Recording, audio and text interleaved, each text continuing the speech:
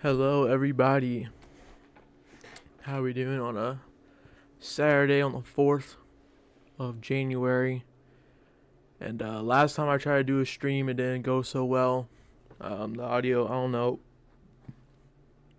what was going on. And so yeah, yeah, it was a disaster. I tried twice, and yeah, the audio was just not working. So let's just get into it, straight to it. I'll go back and watch it if the audio is not working right. If you're watching live and if it's doing it, please let me know so I can stop it immediately. So let's get into it. I know I said about like 5 times already, but I hope everybody had a good New Year's. Hope everybody's safe. And it was a blast for me. Hopefully it was a blast for you. So yeah, first game, Texas, Arizona State. Texas took it away, 39-31. And 2 overtimes, which had some controversy. And I'll definitely get into it later. But next game after that was Ohio State, Oregon. Completely just irrelevant of Oregon. 41-21. Ohio State takes a W there. Penn State, Boise State, 31-14 in favor of Penn State. Then Notre Dame won 23-10 against Georgia. And then the semifinals, January 9th, Texas will play Ohio State. And then Penn State will play Notre Dame on January 9th. And I'll do a prediction for both games coming up sometime later this week. And yeah, so let's just get into the first game, and it's controversies, because that's what we love around here. Let's just start off with the controversy. So, basically, what happened is that there's this targeting right here. And if they called it, Arizona State would have won the game.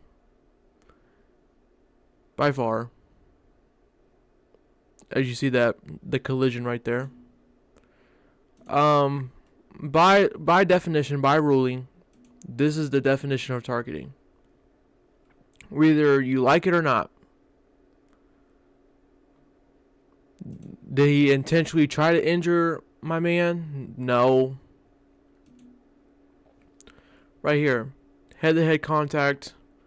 He's kind of looking down. But that's what happens. It's just football. But by definition, by rule, this is targeting. I don't understand why we are like twisting rules. I don't understand it. This should have been a 15-yard penalty, first down. And I'm sure Arizona would have probably won the game. And yeah, sure, it probably would have sucked if the game came down to it and it ended just like this. But if you see it and it looks exactly like what the rule says, it's a flag. By far, it's a flag. I don't understand why this was not a flag. I do not understand it.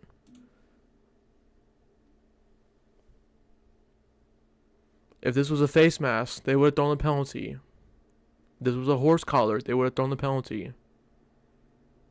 If this was a hip drop tackle, they would have thrown the penalty. I don't understand why certain rules, certain plays, like targeting, it's just flip-flops. There's no definition of a clear targeting besides the ones that are clear targeting.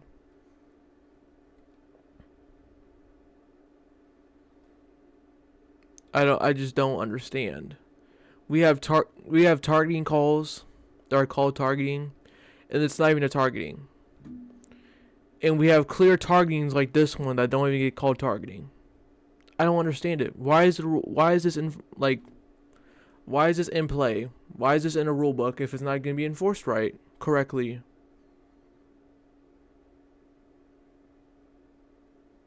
I'm not saying they did it because the SEC and their bias, whatever. I don't really, not in this case. I don't believe it.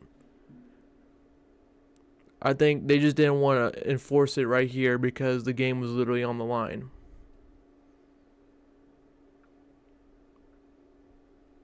But by far definition, this is targeting, guys. This is literally in the rulebook. This is probably the prime example of what targeting probably is. I just don't understand the enforcement of this rule sometimes. But I do want to say this, that Arizona State definitely had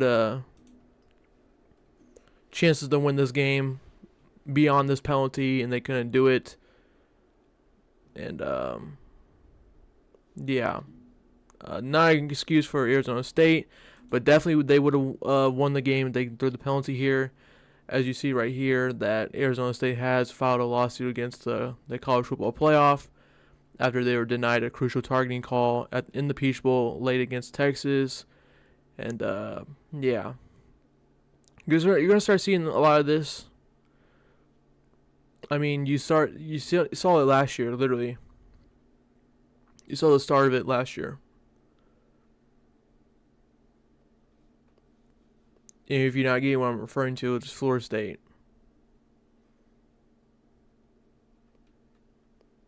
Yeah, you're going to start seeing more teams, because, I mean, it is BS. Like, the fact that wasn't called was BS. Like, let's be honest here. But Texas literally had the game won until they were messing around. I mean, it was 24-8 in the third quarter, and it felt like, the game was over. And then, Dillingham drew up some great plays. The team came back.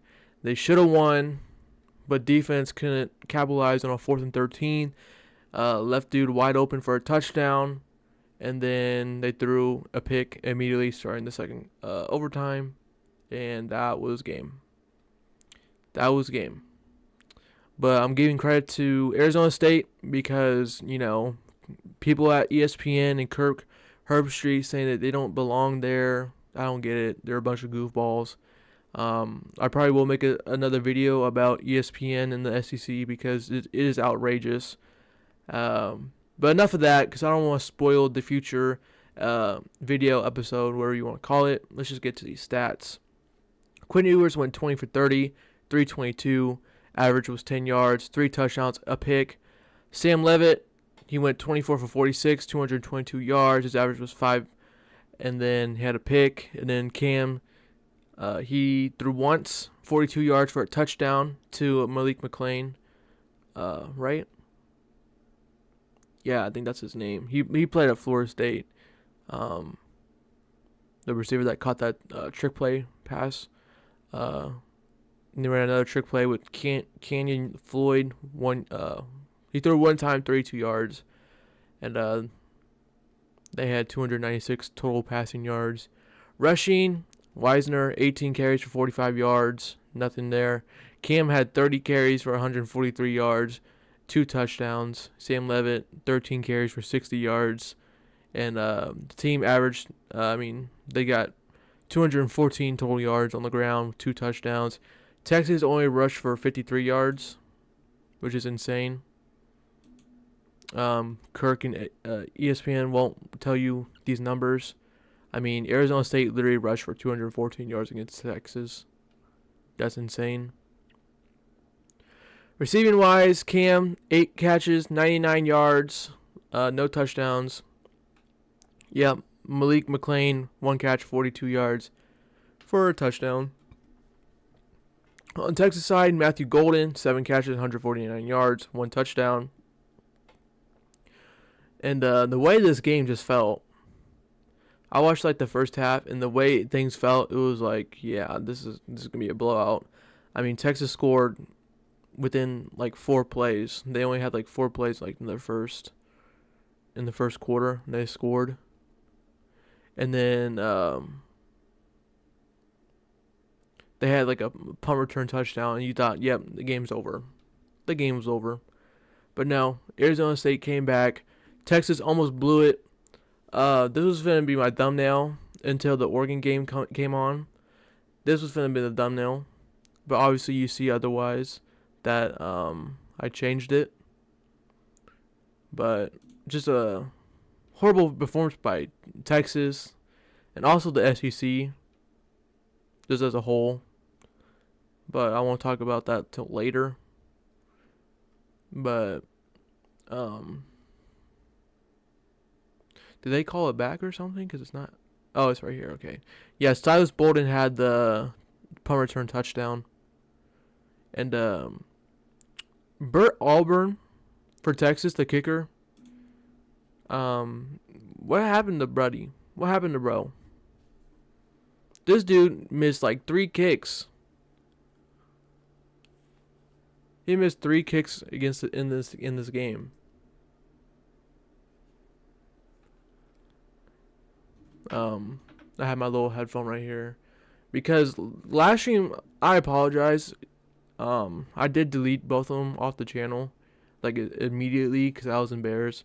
Like the audio was not picking up anything at all. Like it was awful. You thought it was like a 1940s television that you were watching out of, like the audio that was coming out, and that was awful. So I'm trying to be prepared for this one, and it's going good so far. So thank you guys if you're watching this live or, going back through demand or whatever. But yeah, Bert Auburn, he missed like 3 kicks in this game. It was bad. Texas would have won this game without going to overtime if he would have made a kick. Not just one, he had 2. He missed 2 kicks before the end of regulation, and then it was just a horrible performance by him. But enough said with this game. Texas moves on. Arizona State, great run. This is what everybody likes about this playoffs, is that teams like Arizona State and Boise State has a chance to, it's like March Madness. We root for the Cinderella teams, and that's what I like about these playoffs. And not much more to say about this game. So I'm going to go on to the game that happened right after this game. Horrible performance by Oregon. And as you see the thumbnail of this video, this live stream, just horrible performance. Like, it looks good here now, but it was awful. 41-21, Ohio State does win, but it was 34-8 at halftime, which it literally looked like it was going to be 34-0 at halftime. Dylan Gabriel at the half had like 11 for 19, and he had like 20 yards or something. And his average was like 3 yards, which was amazingly bad. But Will Haller does go 17 for 26, 319, 3 touchdowns. Dylan Gabriel finishes with 29 for 41, 299 passing yards, 2 touchdowns. Travion Henderson, 8 carries, 94 yards, 2 touchdowns. Jordan James, 7 carries, 14 yards. Ohio State did rush for 181 yards compared to Oregon's negative 23 yards. Jeremiah Smith had his come-out party. I mean, he's had it this whole season. But everybody saw what he could do here. 7 catches, 187 yards, 2 touchdowns. And the worst thing about it, if you're a Florida State fan, is that we had him. We literally had him. We could have got him. And that's another problem with Florida State, is that we can't get guys like Jeremiah Smith or Travis Hunter. We're there. We finished second. We're runner-up. But we can never get them. And that was so irritating. A guy like Jeremiah Smith. Special dude. For Oregon, Trayshawn Holden, 7 catches, 116 yards, 2 touchdowns. Tez Johnson, his final game, 5 catches, 32 yards.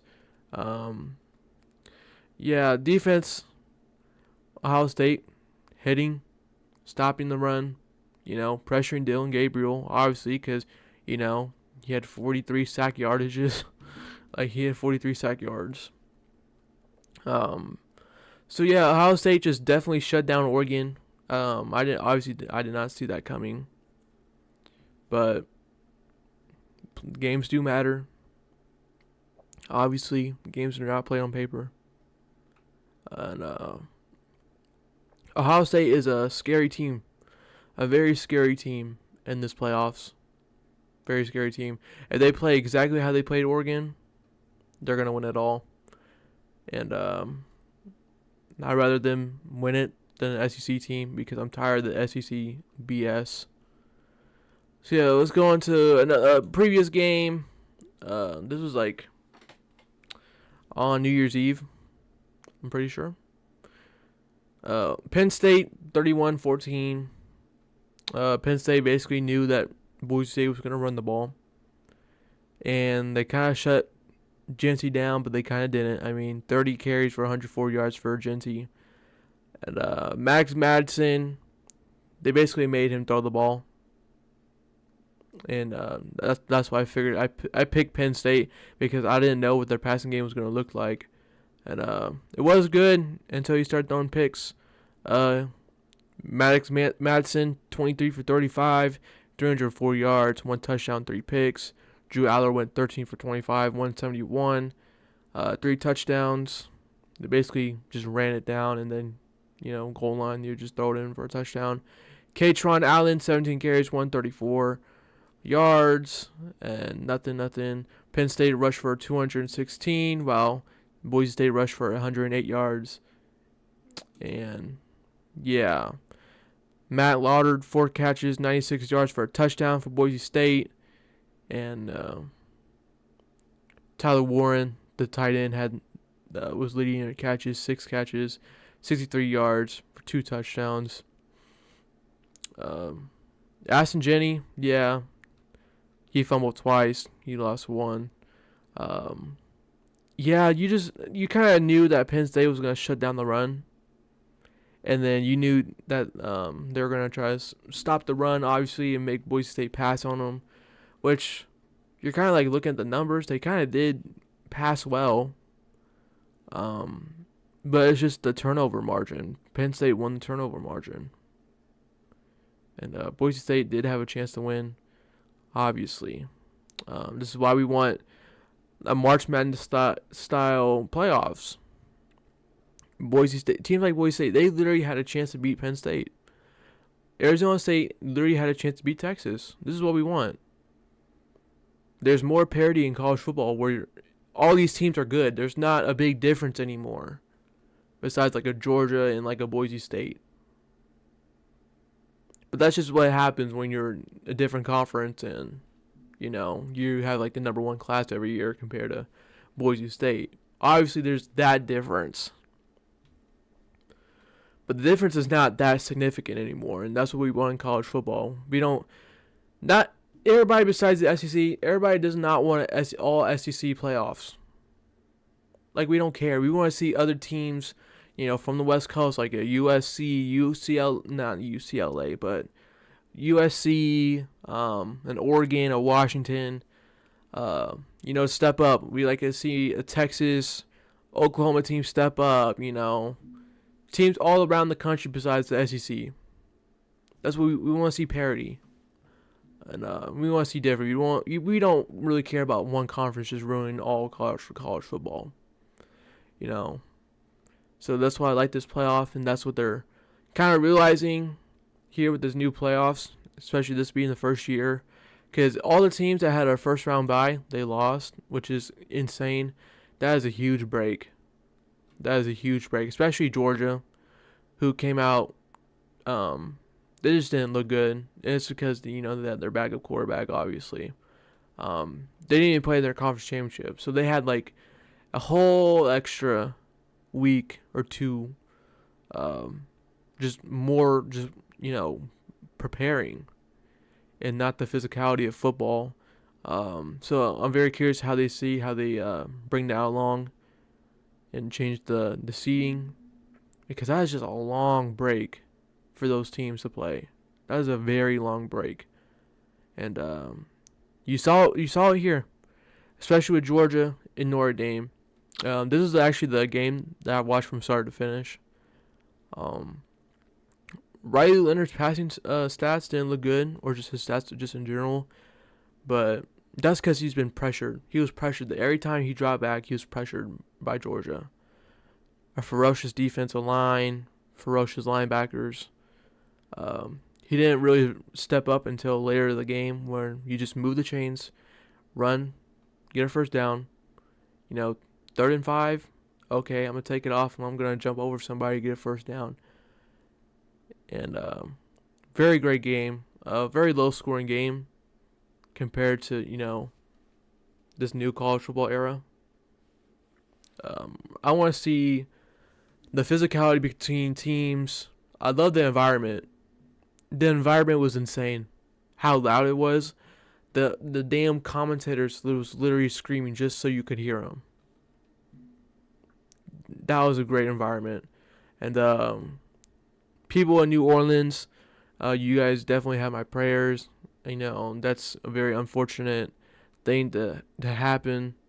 And just you guys are in my prayers. If anybody who's watching has family down there who's been affected by this tragedy situation here, you have my condolences. You have my prayers. Just very, very bad. But I'm glad everybody's safe. If you're watching or you're hearing about this, very glad that you're here, and you guys get to saw an amazing game literally the next day. But with this game here, very physical game here, very back and forth. Notre Dame's defense was amazing, very physical. So was Georgia. This was a defensive game. It was 0-0 first quarter, and then Georgia takes a field goal after a long, 60-yard passing play, and kind of ruled back because Parker Jones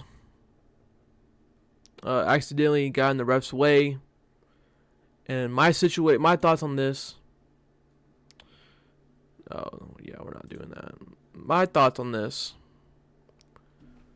He is a redshirt sophomore freshman, and he's clear up on the sideline.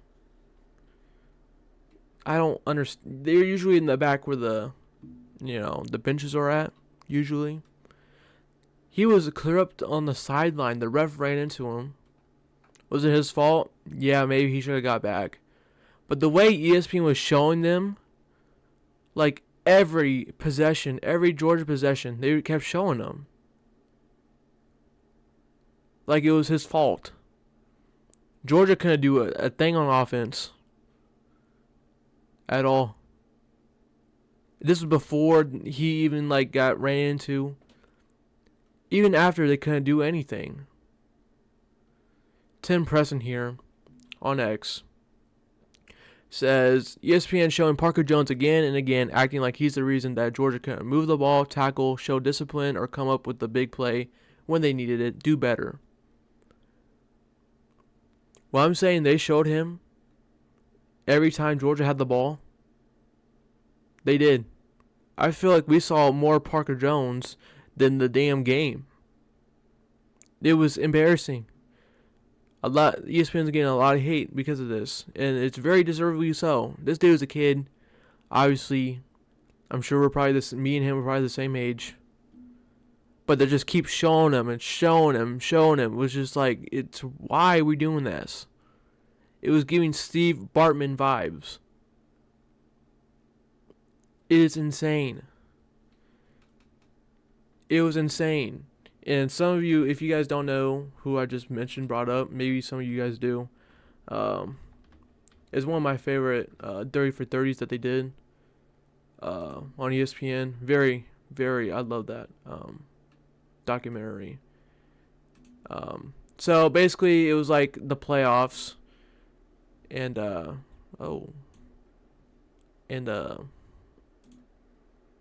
basically, who was it? The Cubs hit it. They were playing the Marlins, and a batter for the Cubs hits it, I don't know. It was a batter for the Marlins. He hits it, and it gets into the crowd. Right here, I got a picture. He hits it to the crowd, and Bartman grabs it. He grabs it over the player right here. I don't know his name. I don't really follow baseball, but he has a chance to make a play on it, and Bartman accidentally took it out his play basically, and the Marlins basically rally. They were down by like 2 or 3. They came all the way back, the Marlins, and they scored like 6, 7, 8 runs. And the rest of the game, they kept showing him. And the crowd there just kept, they had to escort my man's out. They had to escort him out. Because he was getting threats. People were throwing beers at him, food, trash, all kinds of stuff. That's what it reminded me of. Someone on X said this. But it reminded me of this too. That's what it kind of felt like.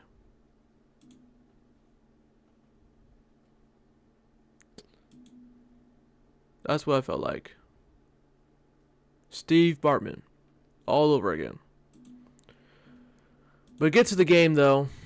Gunnar Stockton, he played all right. 20 for 32, 234, 1 touchdown. Riley Leonard, 15 for 24, 90 yards, 1 touchdown. Riley Leonard rushed for 14 times for 80 yards.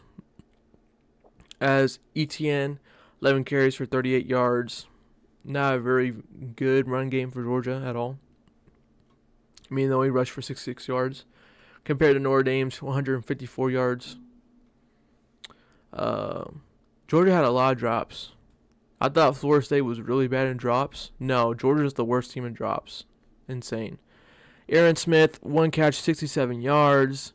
I think that was that long play when the ref ran into Parker Jones. And, ETN, they're in the red zone. He also fumbled. Gave Notre Dame the ball right back. And, who knows what could have happened there. Gunnar Stockton fumbled right before half. Got Notre Dame a touchdown. This game would have been 10-3 at halftime.